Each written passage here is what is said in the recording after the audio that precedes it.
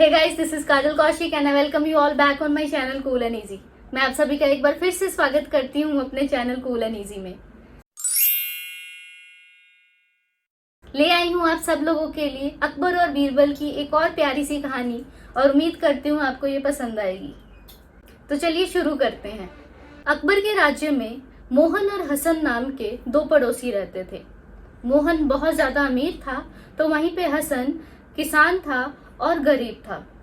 मोहन को उसकी गरीबी से बहुत ज्यादा चिढ़ थी और वो हसन को कोई भी ऐसा तरीका नहीं छोड़ता था जिससे वो नीचा ना दिखा सके।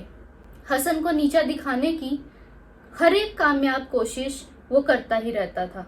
मोहन चाहता था कि हसन उसके पड़ोस से ही चला जाए क्योंकि उसको गरीब और गरीबी दोनों से ही बिना बात के नफरत होती रहती थी। और सही कहें तो उसे सिर्फ हसन के चेहरे को देखकर ही गुस्सा आता रहता था, इसलिए उसको किसी न किसी तरीके से तंग किया करता था। मोहन ने हसन को उसके नेबरहुड से भगाने के लिए एक दिन एक तरकीब लगाई। उसने अपने घर पे एक पार्टी रखी।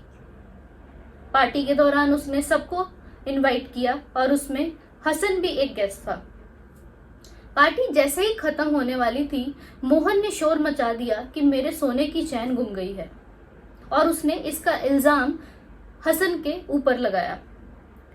हसन अपनी गवाही देने लग गया कि मोहन, तुम्हें जरूर कोई गलतफहमी हुई है, मैंने तुम्हारा चैन नहीं चुराया है। लेकिन मोहन ने हसन की कोई बात ना सुनते हुए उसके खिलाफ केस कर दिया। केस किया तो पूरे का पूरा वाकया अदालत तक पहुंच गया। जब वो अदालत में हाजिर हुए तो हसन को कटघरे में देख जज भी बहुत हैरान हुए क्योंकि जज भी जानते थे कि हसन बहुत ही ईमानदार है और वो मेहनत कर कर अपनी रोजी रोटी कमाता है। लेकिन मोहन अपनी बात से पीछे नहीं हट रहा था और वो कह रहा था कि मैंने अपनी आंखों से देखा है कि हसन ने ही मेरे सोने की चैन चुराई है। हसन कहता रहा, नहीं ऐसा नहीं है, तुम्हें जरूर कोई गलतफहमी हुई है, मैंने तुम्हारे घर पर कोई भी चोरी नहीं की है। फिर मोहन ने बोला कि चलो, अगर तुम सच ही कह रहे हो तो तुम एक गरम लोहे की रॉड अपने हाथ में उठाकर दिखाओ। अगर तुम्हारा सच में सच निकला तो तुम्हें उस गरम रॉड से कुछ भी नहीं होगा। हसन फिर बोला, तुम्हारे कहने का मतलब ये है कि अगर मैं सच बोल रहा हूं तो भगवान मेरी मदद करेंगे और उस गरम रॉड से भी मेरे हाथ नहीं चलेंगे। मोहन कहता, बिल्कुल ठीक, तुम बिल्कुल सही समझ रहे हो। हसन के पास उस समय कोई भी और चारा नहीं था और उसने मोहन की बात मान ली। उस दिन के लिए ट्रायल खत्म हुआ और नेक्स्ट डे पे ट्रायल को शिफ्ट कर दिया गया। हसन ऑनेस्ट के साथ साथ बहुत इंटेलिजेंट भी था। उसको पता था कि गरम रॉड से तो उसके हाथ जल ही जाएंगे और मोहन ने बहुत अच्छी खासी तरकीब लगाई है ताकि उसको फंसा सके। वो अपनी पूरी समस्या लेकर बीरबल के पास दौड़े दौड़े गया। जब बीरबल ने उसकी बात सुनी और उसे रोते हुए देखा तो उसे अपने घर ले गए और उसकी सारी बात समझी और सुनी। हसन ने कहा, बताइए हुजूर, इसमें मेरी क्या गलती है? मैंने कोई भी चोरी नहीं की है, फिर भी मेरे पर गलत इल्जाम लगाया जा रहा है। बीरबल ने उसी दौरान हसन को एक आइडिया दिया और वो वहां से चला गया। जब अगले दिन ट्रायल का दिन आया तो हसन के लिए एक गरम रॉड लेकर मोहन आया।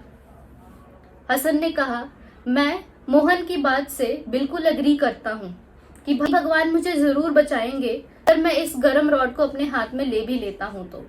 लेकिन जैसे मैं कह रहा हूँ कि मैं सच बोल रहा हूँ, मोहन भी यही कह रहा है कि वो भी सच बोल रहा है, तो उसको भी यही गरम रॉड अपने हाथ में लेनी पड़ेगी।